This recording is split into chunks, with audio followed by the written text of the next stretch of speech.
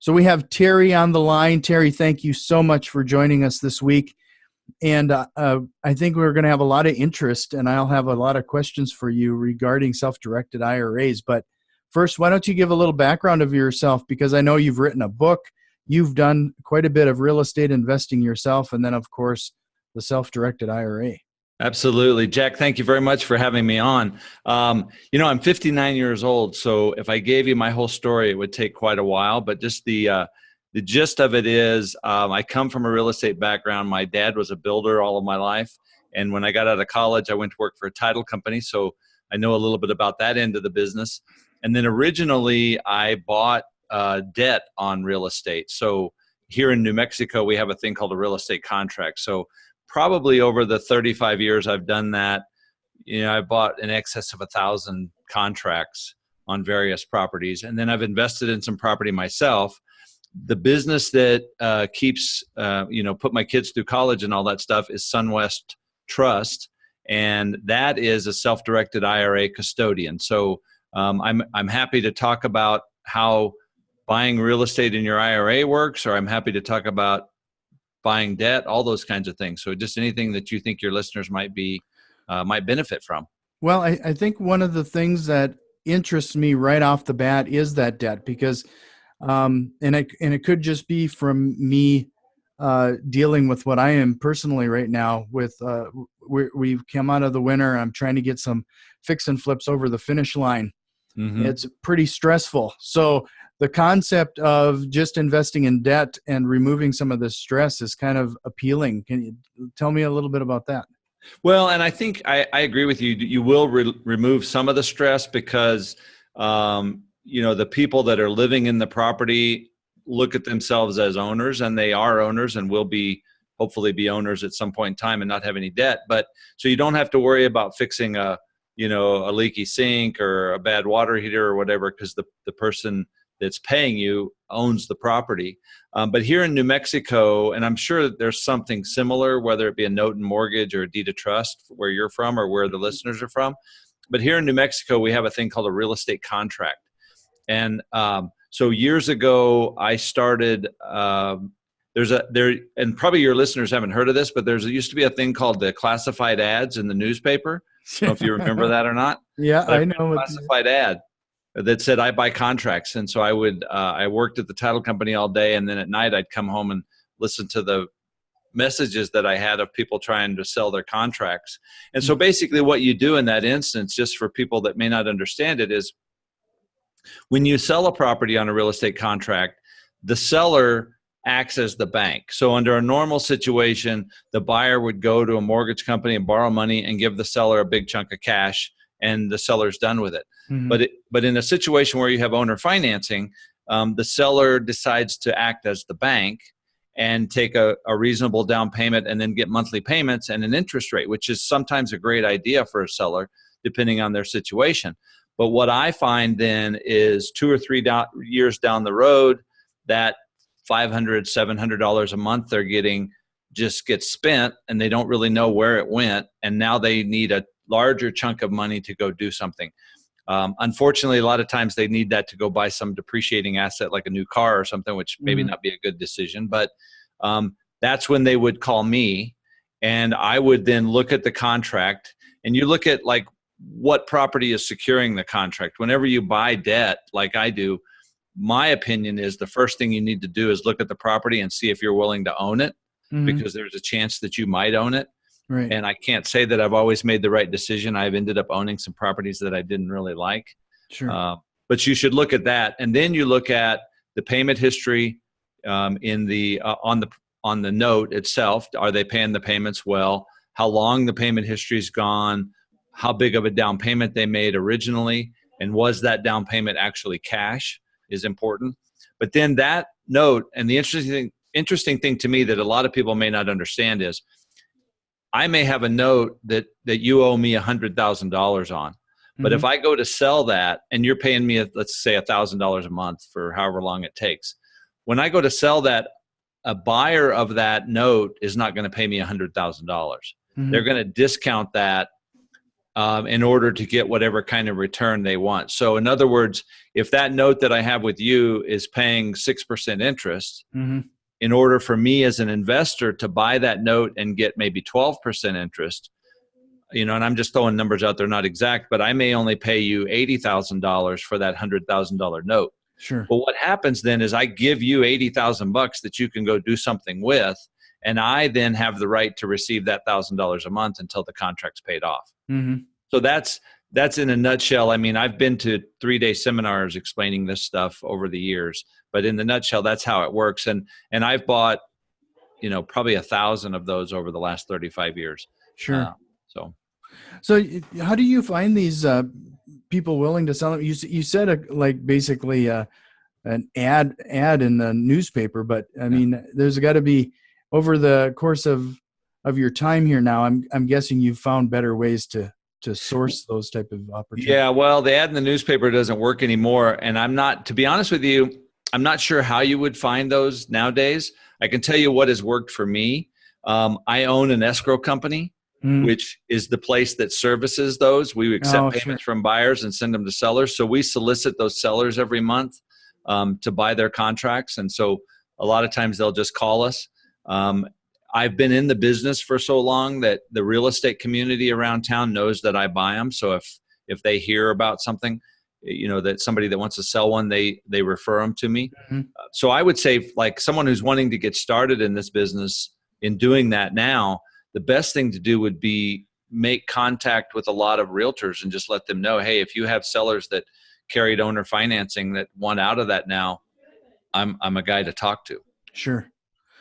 So I was going to ask you, how do you handle the servicing of these? But you have the escrow company, so that's typically where you would. I usually recommend to people when they're trying to get into this type of thing to have some outside service manage that, because otherwise you can it can become messy pretty quick. Oh, absolutely. Because the problem is you never know if payments have actually been made. At least if you have a third-party servicer, they're the ones that are responsible for keeping accurate records that the payments have actually been made. And I don't know how it works in other states. We're here in New Mexico, and for those of your listeners that are in the East Coast or whatever, New Mexico is actually part of the United States. I like to tell people we're just like Mexico, only we're new. But so we use escrow companies and have forever. And there's probably, I don't know, 15 or 20 around the state.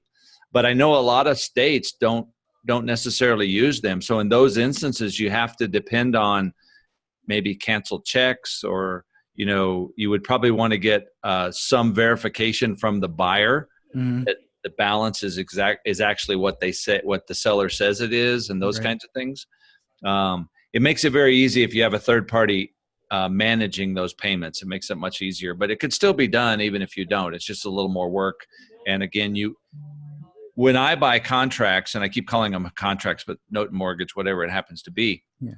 And I was going to clarify that quick. Some areas would probably call it a contract for deed or a land contract, right? Exactly. Yeah. Some states would call it those other things. Here in New Mexico, it's called a real estate contract. But so when I buy one of those, the way things work here, the buyer on that owner financing instrument doesn't even realize that it's changed hands. I mean, nothing changes as far as they're concerned, because they're making their payments to the escrow agent, and the escrow agent is then dispersing the payments to whoever they're told to. Mm-hmm. So when I buy the contract, they end up just diverting those payments from the original seller to me. Sure. And the buyer typically doesn't even have to know. It doesn't make any difference to them. Right. So let's switch course here just a little bit, because I know you have a lot of experience with the self-directed IRAs, and we get quite a few questions regarding that. So let's start things off with just simplifying it and saying, actually defining what that is, so a self-directed IRA. Okay. Well, and I usually bring this up, and I hope I don't confuse people, but technically every IRAs were created by Congress in, I think, 74 or 78, something like that. And when they were created because Congress felt like people weren't saving enough for their retirement. Mm-hmm. And so they came up with this idea that we're going to let people make a contribution every year to this account that we'll call an individual retirement account, or IRA, so that they'll start saving, and we'll let them, that original contribution back when they started it was a tax deductible contribution. Mm-hmm. So some of your listeners may have gone to their tax person on April 14th and their tax person said, if you'll make a contribution to your IRA, we could save you some taxes. And that's just because they reduced their adjusted gross income. So, but the interesting thing is Congress wanted us to save for our retirement, but they don't want us to save too much. So there's a limit on how much we can contribute to those. And right now that limit's $5,500 a year. So going back to the IRA, so when they were created, the IRS doesn't tell you what you can invest in. They tell you what you cannot invest in. Mm-hmm. And the Internal Revenue Code says you cannot invest in life insurance or collectibles. So that leaves everything else available, including real estate, obviously. But every IRA is technically self-directed, because even if you have an IRA at a brokerage house, mm-hmm. you decide what mutual fund to buy, you decide what stock to buy, whatever. Sure. So the difference between what's become known as a self-directed IRA is that companies like Sunwest Trust allow you to invest in what we call the non-traditional assets, meaning anything other than stocks, bonds, mutual funds, anything other than the things you can buy at a brokerage house or a bank. Sure. So which that includes real estate. So those over the years have just become known as the self-directed IRAs. The others have just become known as IRAs. Mm-hmm. So the rules are, again, you can't buy life insurance or collectibles. Right. Which is a pretty easy rule. The other rules are a little more difficult in that you have these people called disqualified parties, and you are a disqualified party. So you cannot buy something from or sell something to your IRA. Mm-hmm. So I get people call a lot that say, hey, I want to start an IRA and I want to put this piece of property in it. You can't do that, because in order to put that piece of property in your IRA, you would have to sell that piece of property to the IRA, and you're a disqualified party. Mm-hmm. The other disqualified parties you have are the IRS says your family is disqualified. Interestingly, though, then they define family as your ascendants and descendants. So your parents, grandparents, kids, grandkids, they are disqualified parties. So again, as an example, my IRA cannot buy a piece of property and then turn around and rent it to one of my kids. Mm-hmm. Because they're a disqualified party. So, and then the only other disqualified party is people that provide services to your IRA. So, maybe a bad example is if you had an IRA here at Sunwest Trust, I, Terry White, could not sell a property to your IRA because my company provides services. Okay. So those are the basic ground rules, and within those, everything else is available. Now, the problem is people try to get very close to those lines, mm-hmm. And I don't think there's any reason for doing that. There's plenty of investments out there that you can do without getting close to those lines. One of the things that a real estate investor needs to keep in mind is that if my IRA owns a piece of property, let's say it's a rental house, mm-hmm. I individually cannot go do repairs on that house. Or somebody that's in your business flipping houses, your IRA could buy a house that needs to be rehabbed and flipped, but you can't do the work on it. Okay. You would have to hire people to do the work, and your IRA would have to pay for that work to be done.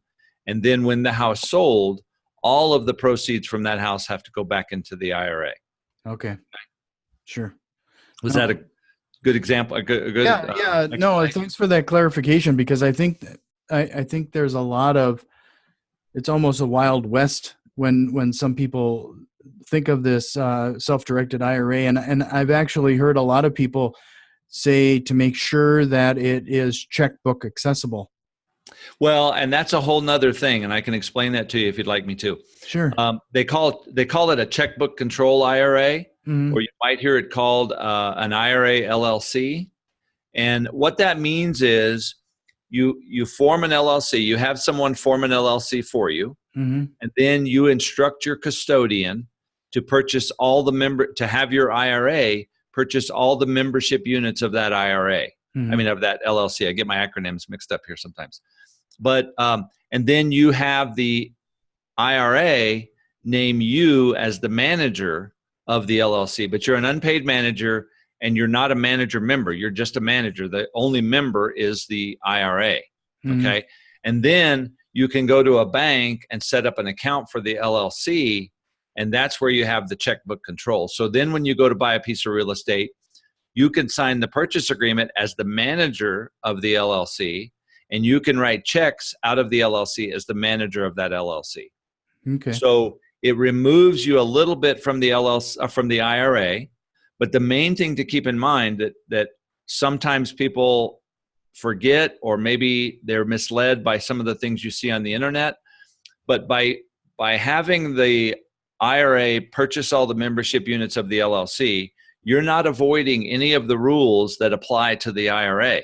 Those same rules apply to the LLC. So you are a disqualified party to that LLC. You can't sell a property to the LLC. Your family is still a disqualified party to that LLC. Sure. So as an example, that LLC can buy a property, but they can't rent it to your son or daughter. Sure. Because they're still a disqualified party. And I don't know that that's necessarily made clear in some of the things you see on the internet. Sure. No, that makes sense. And so, like, I kind of want to have a bigger picture of what we're talking about here. Like, how many IRAs are there, and what's the percentage associated with, as a self-directed IRA? Okay. There are about 42 million IRAs, I'm told, in the United States that represent about almost $9 trillion now. Sure. And it's hard to say how many of them are self-directed, because there's probably 24 custodians in the country, and there are a lot of third-party administrators around the country. So it's hard to tell, but the guesstimates are anywhere from 3 to 5% of those are self-directed. Now, my personal opinion is that not everybody should have a self-directed IRA, because if you don't understand investing, and if you don't understand, if you're going to buy real estate, for instance, and I'm sure you would say this too, if you're going to buy real estate and have a rental property, you need to understand how that works, and you need to it's not easy. Right. It could be very profitable, and I enjoy it. It's a lot of fun, but it's not necessarily easy. There are things that you have to deal with and problems. And so if you don't understand how to invest, just in general, you probably don't have any business taking your IRA and turning it into a self-directed one. Right. But for those people, which I would assume your listeners are probably a lot of those types of people, because they're listening to this podcast, a self-directed IRA may be a really valuable tool for them to use. Not only can it benefit themselves by maybe getting a higher return on their IRA assets, but they can use it to benefit other people. I have an example. Years ago, I talked to a lady that was one of our IRA customers, and she had a nephew that bought and flipped houses. I'm not sure what state she was in, but so her nephew was obviously, like a lot of house flippers, are always looking for money. Because it was her nephew, not an ascendant or a descendant. He was not a disqualified party. And so she used her IRA to lend him money to buy and flip houses. And so, he paid, I don't remember what the rate was, but, he paid her a rate better than she could have gotten at a bank, probably 7, 8, 9%, and probably much better than he could have gotten the money from somebody else. But because of their relationship and the fact that, she trusted him, it worked out very well. So when you think about real estate in your IRA, you don't have to just think about owning a piece of property. There are other ways you can participate in real estate if you like that investment, other than just actually owning it. Sure. Well, can you talk about some of those other ways to invest that IRA? I mean, I think we touched quite a few of them just in our conversation here, but was there any others that we should probably bring up? Well, so first off, we talked about we didn't really talk about it. We kind of skipped over buying the real estate directly in your IRA. And you can do that. So the IRA itself can own the real estate. Right. Keep in mind there is you as an individual can go out and identify the property that you want to put in your IRA. You then can negotiate the purchase agreement, but the purchaser on that purchase agreement needs to be Sunwest Trust as custodian for your IRA. And we have to sign the purchase agreement, and we would issue the earnest money check, and then we would sign the closing documents and issue the closing check. Mhm. Okay. So that's the most natural way, I guess, to invest in real estate. The second level is what we already talked about, is invest in real estate through a single member LLC. Mhm. And we touched on that. So those two examples are actually owning real estate. I think the third one would be to lend money to somebody, like the example I gave you, lend money to someone who's in real estate. Mhm. If you do that, I'm not a CPA, I'm not a tax lawyer, I'm not a lawyer of any kind. So just a recommendation would be to get a good lawyer, create a good team that you can depend on, maybe a lawyer, maybe a real estate agent, maybe an appraiser, those kinds of people that you can depend on. And then if you're going to lend money to somebody, you want to make sure that you know what position you're in, meaning are you in first position, second position on the property? So lending money to people who do real estate is one way. Probably the fourth way might be to buy debt like I do. Mhm. My own IRA, I think I own 2 or 3 real estate contracts in my IRA. And so, we talked about that a little bit, going out and letting people know that you do that and that you're willing to buy those. Again, when you look at those properties that are secured by the debt that you're going to buy, make sure it's a property that you want to own. Look at the payment history, look at the down payment. You can run a credit report on the buyer if you want, or have them give you a credit report. Mhm. So the thing about, kind of backtracking a little bit on self-directed IRAs is the owner of the IRA has to do their own due diligence. You can't depend on the custodian, because that's not their job. They have to do that. So another way then is we have some account holders that buy tax liens. I don't know if your state offers tax liens. New Mexico doesn't offer them, but they go to Colorado and buy tax liens on property in Colorado. So that's a way that you could invest in real estate related type things. Sure. That's about all I can think of off the top of my head. Maybe you have some other ideas, but No, and that was great to summarize all of those options. But and I understand that you're also an author. So if people wanted some additional clarification on that and those type of strategies with your self-directed IRA, you have a book? I have a book, yes. I have a couple of books actually, but one of them is about self-directed IRAs. I tried to write it in a way that would be understandable for people, because I've been in this business for many years, and so you tend to understand it, so you forget that sometimes you have to make it a little more understandable for everybody. So the book that I have is called "When All You Have Is a Hammer," and the idea behind that was just that the old saying, "When all you have is a hammer, everything looks like a nail." Right. And the fact is, so most of us feel like, because banks and brokerage houses spend the most money on advertising, that the only thing we can do with our IRA is put our money in a bank or a brokerage house, and that's not the case. So I think that a self-directed IRA is just another tool. Mhm. And going along with that metaphor, again, it's a tool that you need to understand how to use. And I don't know if you've done any building. I came from a construction background, so I know. Sure. If there's several different kind of hammers, and if you don't know how to use a particular one and you're trying to use a finish hammer when you're framing a house, it just doesn't work as well. Right. So the idea is make sure you know how to use the tool and use it properly. But if you do, it can be very valuable. So Sure. people can go to our website at SunwestTrust.com Mhm. and request the book. We'll send them a physical book for free, or they can download an ebook there if they'd like. Sure. And I'll make sure that those links are in the show notes so people have an easy access. So head over to the podcast page for that. And, I really, I should probably say, what is that other book that you did write then? Well, the other book, I have 2 businesses, the escrow business and the trust business. The escrow business, I wrote a book about real estate contracts. So it's more specific to New Mexico real estate, but there are things in it that people could, they're more than welcome to that book too, if they want to ask for it. But it's more specific to New Mexico. Sure. Well, and if they needed to reach out to you, if they wanted some clarification or actually just do business with you, how would they find you or reach you? Well, our website is SunwestTrust.com.